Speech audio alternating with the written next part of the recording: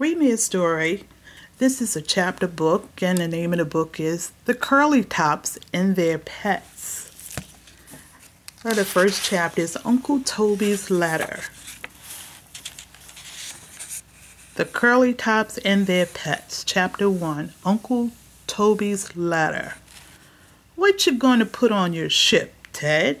Oh, swords and guns and gunpowder and soldiers. What you going to load on your ship, Jan?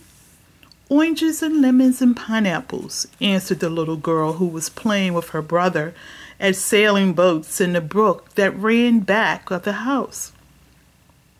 And maybe I'll have gold and diamonds and chocolate cake on my ship, Teddy, went on Janet Martin.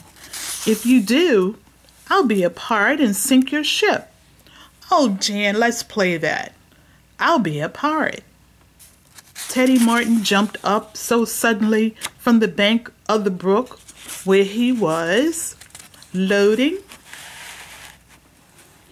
his ship with what he called swords, guns, and gunpowder, that he tipped the vessel over and the whole cargo was spilled into the water.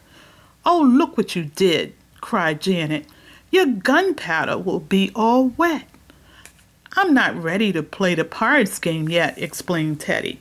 Anyhow, I can get more powder. This will be easy enough. It seems as the children were only pretending that stones, pebbles, and bits of sticks were the cargo of their toy ships, and as Teddy had said, he could easily get more stones. The brook was filled with them.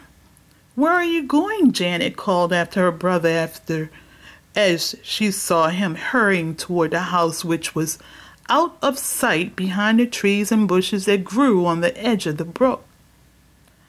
I'm going to get a black flag so I can be a pirate and sink your ship with gold, diamonds, and chocolate cakes on it, answered Teddy over his shoulder as he ran on.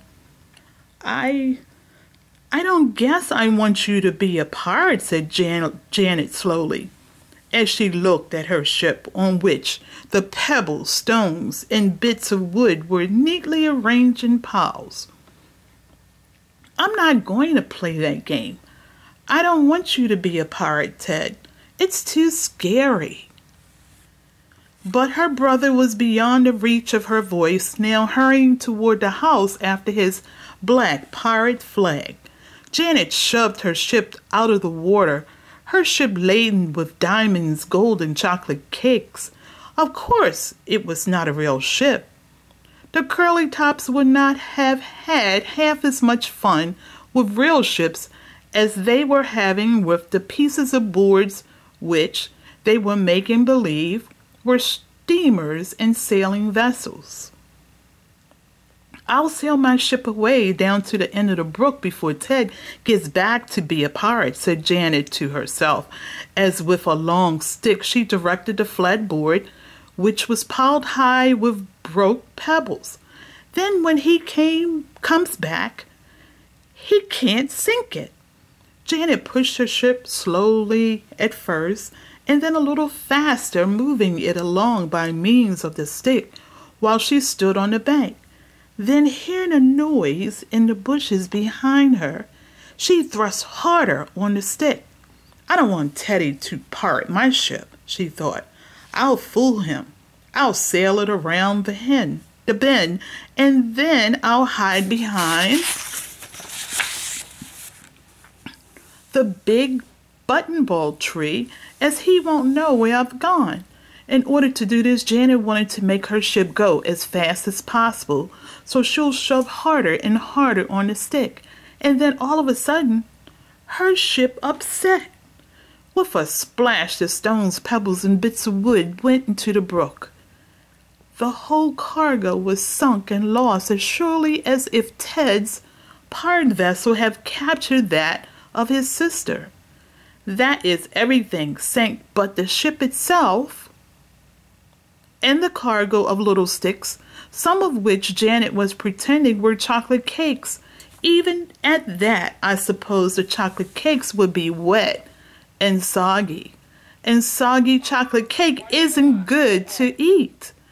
The best thing you can do with it is to make it into a pudding.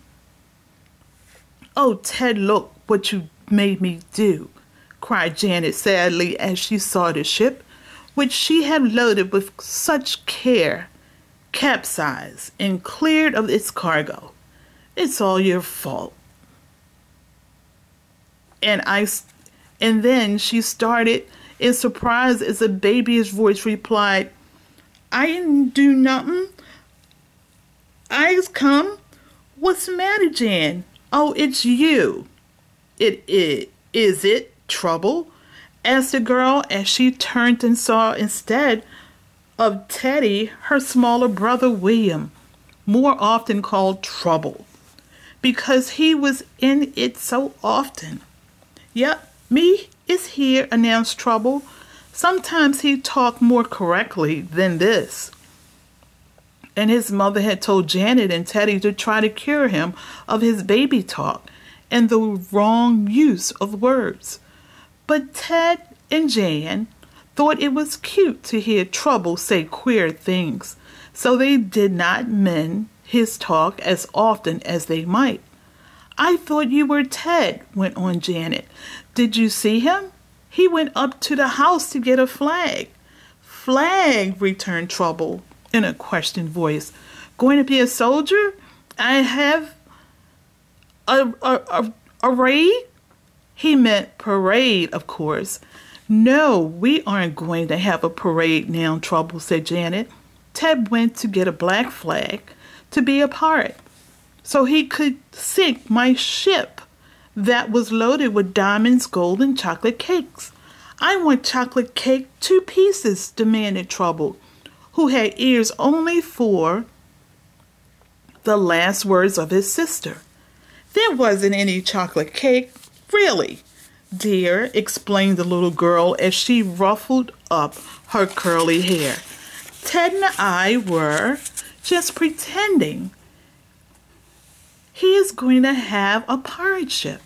I didn't want him to get mine, so I was shoving it hard down the brook, but I made it go too fast and it upset. Now I've got to load my ship all over again. I want it, demanded William as Jan began to guide her empty vessel back to shore by means of the long stick. Trouble, have a sip? He asked. Yes, you may have a ship and play with us, Janet said, and as she was looking about for a board, which might serve her little brother to play with, she heard someone coming through the bushes. I guess this is Ted, thought Janet. Anyhow, he can't sink my ship now. I did it myself. It was her older brother, and he now came bursting through the shrubbery that lined the bank of the brooks, holding in his hand a piece of black cloth. I got the pirate flag, cried Teddy. Whoopla, now I'm going to sink your ship. Why, what happened? He asked as he saw that Janet's craft was empty. Did Trouble upset it? No, I did it myself, Janet answered. But I didn't mean to. I was trying to hide it from you, 'cause I don't want you to be a pirate and upset my ship full of chocolate cakes. Oh, I must be a pirate. Here's the black flag, and I must be a pirate, shouted Teddy. Whoop, I'm a pirate, I'm a pirate. Whoop, whoop, whoop, yelled Trouble, trying to make as much noise as his brother. You sound more like an Indian than you do a pirate, said Janet, as she began to pile more pebbles on the board that was her ship. Well, Indians and pirates are most the same, declared Teddy. Wait till you see my ship with swords and guns and powder. It will blow your ship out of the water, and I'll have a black flag on it, and everything, whoop. I'm not going to play it if you upset my ship. Now, there. And Janet pouted her lips and ceased loading pebbles aboard her craft. Teddy, who was cutting a flagstaff with his knife, stopped to look at her. If Janet was going to act this way and not send out her ship, there was no use in being a pirate. What fun could even a make-believe pirate have if there were no ships to sink? Teddy thought of this, and then he said, "All right, Jan, I won't be a pirate if you don't want me to, but I'll have a black flag anyhow, and maybe I'll be a pirate some other time. Let's have a race with our ships. See which one gets to the water wheel first." "Yes, I'll do that," agreed Janet. At the lower end of the brook, she and Teddy had built a little dam, and where the water flowed over the top like a tiny Niagara Falls. Teddy had fastened a wooden paddle wheel, which turned as the water flowed on it. "Me want a ship?" wailed Trouble as he saw his brother and sister getting their vessel ready for the race. "Can't you give him a piece of board for his ship, Ted?" asked Janet. "If we don't, he'll get in our way and spoil the races. Here, Trouble, take this." And Teddy paused long enough in his work of loading pebbles on the ship to toss his little brother a small chip he picked up off the shore. "Huh, I want bigger sip than him," declared Trouble with a grunt. Then he arose and toddled off through the bushes. Teddy and Janet were so busy getting their own vessel ready for the coming race that they paid no attention to their small brother. And Trouble was going to get in trouble. You may be sure of that. "Don't put too many stones on this ship, Jan," called Ted to his sister as he saw that she was piling on the pebbles. "Why not?" she asked. "'Cause you'll make it so heavy that it won't sail fast." "Course I want to beat you," Ted went on, "but I want to beat you fair." "Oh, thank you," Janet answered. "But these aren't stones I'm loading on my ship this time." "What are they?" asked Ted. "Feathers," his sister answered. "I'm making believe the stones are feathers, and I'm going to sell them to make pillows for dolls. My ship won't be too heavy." "Huh," grunted Ted as he placed the pebbles carefully on the middle of his ship so it would not turn over. "Stones are heavy whether you make believe they're feathers or not. Don't put too many on, I'm telling you." "All right, I won't," agreed Janet. The boy and the girl went on with their game, and they were almost ready to start their ship off on the race when there was a racket in the bushes back of them. It was a bumping, banging sound that Ted and Janet heard, then followed the bark of the dog. "That's Skyrocket," said Ted. A moment later came a voice calling, "Whoop! Don't go so fast. You is spilling me." "That's Trouble," declared Janet. They were both right. A moment later, there burst through the bushes the little boy and the dog. The dog was Skyrocket, and he was made fast to a box which he was dragging along by a rope tied around his neck. Trouble was holding to the rear of the box, and in his eagerness to pull it along, Skyrocket was also dragging Trouble, spilling him. In fact, that is pulling Trouble off his feet every now and then. "Why, William, what are you doing?" asked Janet. Trouble was hardly ever called by his right name of William unless he had done something wrong. "Were you trying to have Skyrocket ride you in the box?" asked Teddy. "If you were, he can't. Sky can't pull you in that box unless he has wheels on it. Then it's a wagon."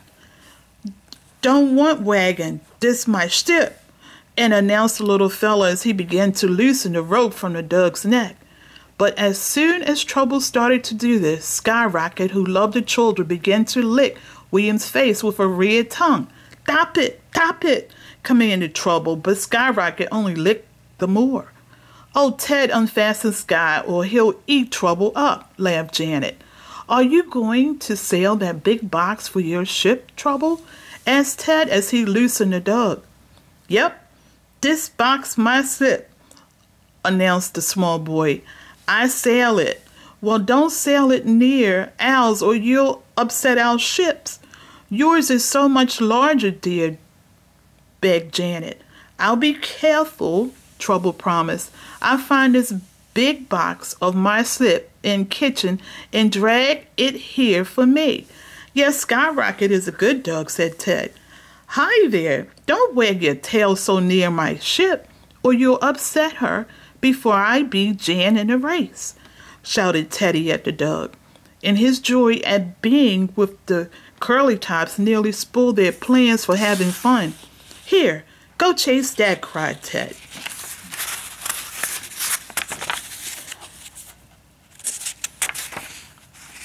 Tossing a stick far down the brook, and as Skyrocket splashed into the water after it, a loud whistle was heard across the field on the other side of the brook. There's the postman, called Janet. Yes, he's coming here, and he's got a letter in his hand, announced Teddy. He's taken a shortcut.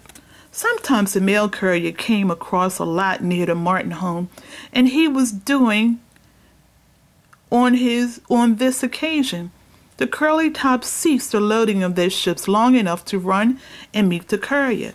There's a letter for your mother, the postman said as he handed the missive to Ted. Don't drop it in the brook. I won't, promise the boy. I wonder who the letter is from, he went on as the postman continued over the lots to his next stopping place, blowing his whistle on the way. Any male children? Called a voice. There's Mother now, said Janet. Yes, here's a letter, called Ted. His mother had walked down to the brook from the house along the back path to see what her CurlyTops in trouble were doing. Miss Martin opened and read the letter. As Ted and Janet went back to their play, and as she turned the pages, she gave an exclamation of wonder. What is it? Asked Ted, looking up as he placed the last pebble on his ship. This is a letter from your Uncle Toby, said Miss Martin, and there is strange news in it. I wonder what it means. This is very queer. She started to read the letter again, but at that moment Janet cried, Oh, look at Trouble. Just look at him. He's sailing away down the brook. Oh, he'll be drowned.